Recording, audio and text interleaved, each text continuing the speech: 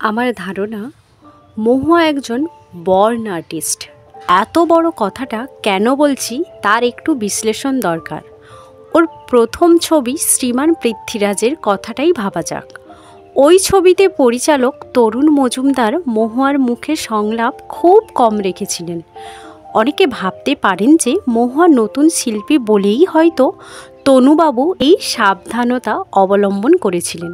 পরিচালক তরুণ মজুমদার ওই ছবিতে নয়ন বন্দ্যোপাধ্যায়ও তো নতুন শিল্পী, কিন্তু তনুবাবু তার মুখে তো ঝুড়ি ঝুড়ি সংলাপ রেখেছিলেন।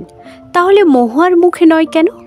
আসলে তনুবাবু সেভাবেই চিত্রনাট্যটি সাজিয়েছিলেন। তিনি পরীক্ষা করে দেখেছিলেন সাইলেন্ট অ্যাক্টিংয়ে মহুয়ার সহজাত দক্ষতা। সেটা উনি বুঝেছিলেন, ছবিতেও সেটা ব্যবহার করেছিলেন। বিয়ের পর ফুলশয্যার রাতে নয়ন প্রতিসুলভ গাম্ভীর্যে যত কথা বলে যাচ্ছে, মহুয়া তার এক্সপ্রেশনে অদ্ভুতভাবে সেগুলি রিয়্যাক্ট করছে। মহুয়ার গানে লিপ দেওয়ার ক্ষমতা ছিল অসাধারণ। এ ব্যাপারেও ছিল ছোটবেলা থেকেই পারদর্শিনী। ওর বাবা নীলাঞ্জনা বাবুর মুখে শুনেছি খুব ছোটবেলায় কোনো গান শুনলেই মহুয়ার দুটি পা ছন্দিত হয়ে উঠত। নীলাঞ্জনবাবু নিজে উদয়শঙ্করের গ্রুপে ছিলেন। উনি বুঝতে পেরেছিলেন তার মেয়ে শিপ্রার পা দুখানিতে নাচ লুকিয়ে আছে। শিপ্রা মহুয়ার পোশাকি নাম। জন্মকুণ্ডলী এবং স্কুলের রেজিস্টারে ওই শিপ্রা নামটাই আছে। পরে যখন সিনেমা করতে এলো তখন ওর নতুন নামকরণ হলো মহুয়া। তার আগে ও যখন ফাংশানে নাচত তখন ওর নাম ছিল সোনালী রায় চৌধুরী বাদ।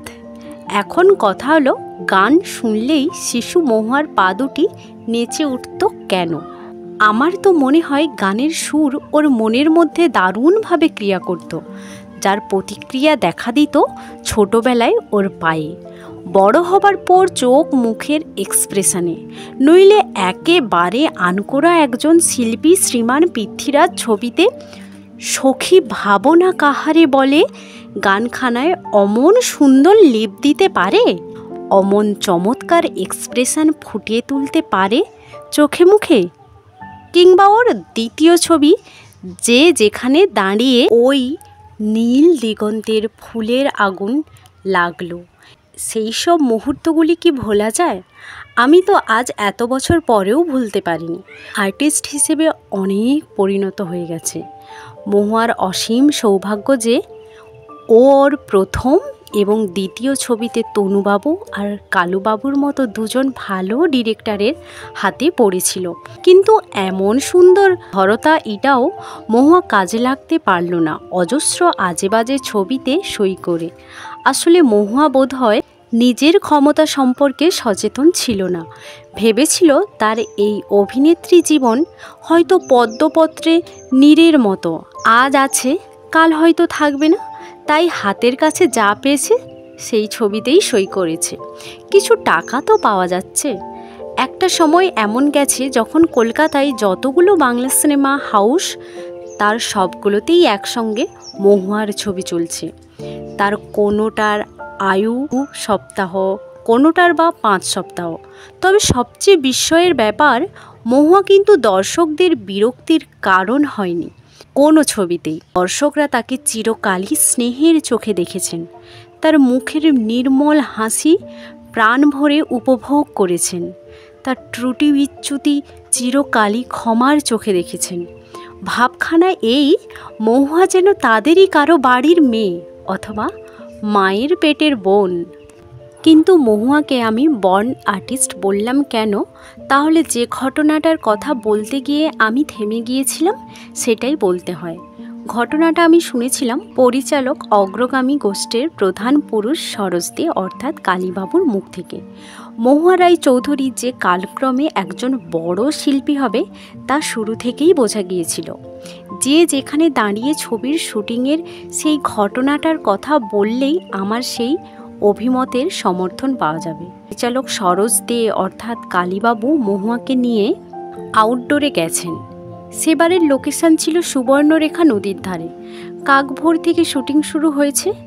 মাঝখানে একবার ব্রেকফাস্টের জন্য ব্রেক দেওয়া হয়েছিল। সেদিনকার শুটিংয়ে সবাই খুব মুডে ছিল, ডিরেক্টর মুডে, শিল্পীরা মুডে, এমনকি সচরাচর যা হয় না সেই টেকনিশিয়ানরাও দারুণ মুডে ছিল। বেলা 2টো বাজার কিছু আগে কালুবাবু দেখলেন তখন সবাই যে মুডে আছে সেই মুডটা থাকতে থাকতেই ওই সিকোয়েন্সটা শেষ করে নিতে পারলেই ভালো হয়। এখন লাঞ্চের জন্য ব্রেক দিলে এই মুডটা হয়তো আর ফিরে পাওয়া যাবে না, কিন্তু যথাসময়ে লাঞ্চের ব্রেক না দিলে টেকনিশিয়ানরা হয়তো খেপে যাবে। তাহলে কী করা যায়? কালুবাবুর হঠাৎ মহুয়ার দিকে নজর পড়ল। সে তখন নিজের মনে এক্কা দোক্কা খেলছে। মহুয়ার তখন তো একেবারেই কিশোরী বয়স, ও তখন কাজের ফাঁকে ফাঁকে ওই রকম ছেলে মানুষই করত। কালুবাবু হঠাৎ মহুয়ার কাছে গিয়ে বললেন, এই মৌ, একবার এদিকে শোনো। মহুয়া হাতের ঢিলটা ফেলে দিয়ে কালুবাবুর কাছে এসে বললে, কি বলছো কালুদা? কালুবাবু বললেন, তোর খুব খিদে পেয়েছে নাকি রে? মহুয়া বললে, হ্যাঁ গো কালুদা, দারুণ খিদে পেয়ে গেছে। কালুবাবু বললেন, আমারও খুব খিদে পেয়েছে রে, কিন্তু আমি একটা কথা ভাবছি। মহুয়া জিজ্ঞেস করলো, কি কথা? কালুবাবু বললেন, তুই আজ দারুণ অ্যাক্টিং করেছিস, আমি যা চাই তার থেকেও অনেক ভালো করেছিস। তার মানে একটা চমৎকার মুডে আছিস, কিন্তু এখন যদি খাবার ছুটি দিই তাহলে লাঞ্চের পর হয়তো তোর সেই মুডটা আর থাকবে না, অ্যাক্টিংটা খারাপ হয়ে যাবে। তাছাড়া তুই ভালো অ্যাক্টিং করেছিস বলে আমিও দারুণ মুডে কাজ করতে পারছি। এই মুডটা যদি নষ্ট হয় তাহলে ছবির ক্ষতি হয়ে যাবে। মহুয়া চিন্তিত মুখে বললে, তাই তো, তাহলে কি হবে কালুদা? কালুবাবু বললেন, একটা উপায় আছে। আজ যদি আমরা সবাই একটু দেরি করে খাই, এই ধর 2-2.5 বাদে, তাহলে কি তোর খুব অসুবিধে হবে? মহুয়া একবার ঢোক গিলে নিচের পেটটা হাত বুলিয়ে নিলে, তারপর বললে, না না, তাহলে এখন লাঞ্চের ব্রেক দিয়ে দরকার নেই, তুমি তাড়াতাড়ি শটগুলো নিয়ে যাও। ওরে বাবা, মুড নষ্ট হয়ে গেলে কি বিপদ হবে বলো দেখি, আজ না হয় 2 ঘন্টা পরেই খাবো। কালুবাবু হাসতে হাসতে মহুয়ার মাথায় হাত বুলিয়ে দিতে দিতে বললেন, এই কথাটা তুই বুঝলি আর আমি বুঝলাম, কিন্তু টেকনিশিয়ানরা বুঝবে না। মহুয়া বললে, কেন বুঝবে না? তুমি তো ডিরেক্টর, তুমি যা বলবে তাই হবে। কালুবাবু বললেন, সেটাই তো হওয়া উচিত, কিন্তু আমাদের এই ফিল্ম ইন্ডাস্ট্রিতে নিয়ম করা আছে, দুপুরে 2টোর মধ্যে লাঞ্চের ব্রেক দিতে হবে। আমরা সবাই সেই নিয়মটা মেনে চলি, কাজেই আমি তো কিছু বলতে পারবো না। তুই যদি ওদের বলে কয়ে রাজি করাতে পারিস তো দেখ। কালুবাবু মহুয়াকে শিখিয়ে পড়িয়ে এই কাজের ভারটা দিলেন বটে, কিন্তু ওর সন্দেহ ছিল টেকনিশিয়ানরা মহুয়ার কথায় রাজি হবে কিনা। একে তো মহুয়া একেবারে নতুন, তার উপর একদম বাচ্চা বয়স, টেকনিশিয়ানরা ওকে পাত্তা দেবে কেন?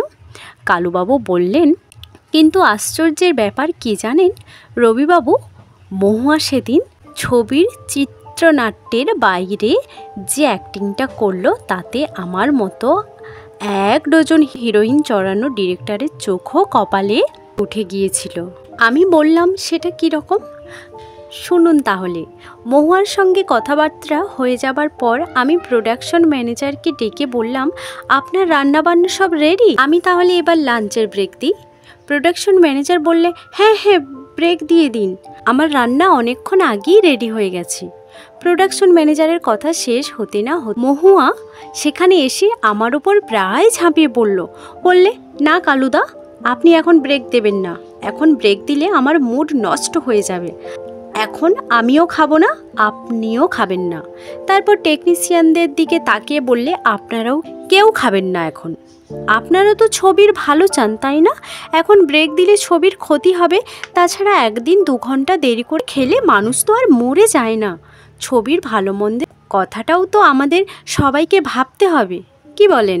টেকনিশিয়ানরা মহুয়ার এইরকম তীব্র মূর্তি দেখে কেমন যেন হকচকিয়ে গেল, কেউ কোনো কথা বলতে পারল না, সবাই ওর দিকে তাকাতে লাগলো। তারপর ওদেরই মধ্যে একজন বললে, মহুয়া যখন কাজ শেষ করে খেতে চাইছে তখন তাই হোক। মহুয়া একগাল হাসি হেসে বললে, নিন কালুদা, চটপট শটগুলো নিয়ে নিন। চিত্রনাট্যের বাইরে মহুয়া এই যে অসাধারণ অভিনয় করলো তার কোনো তুলনা হয়? মনে রাখতে হবে মহুয়ার গা থেকে তখনও নতুনের গন্ধ মেলায়নি। এরপরেও কি বলা যাবে না যে মহুয়া একজন বর্ণ আর্টিস্ট?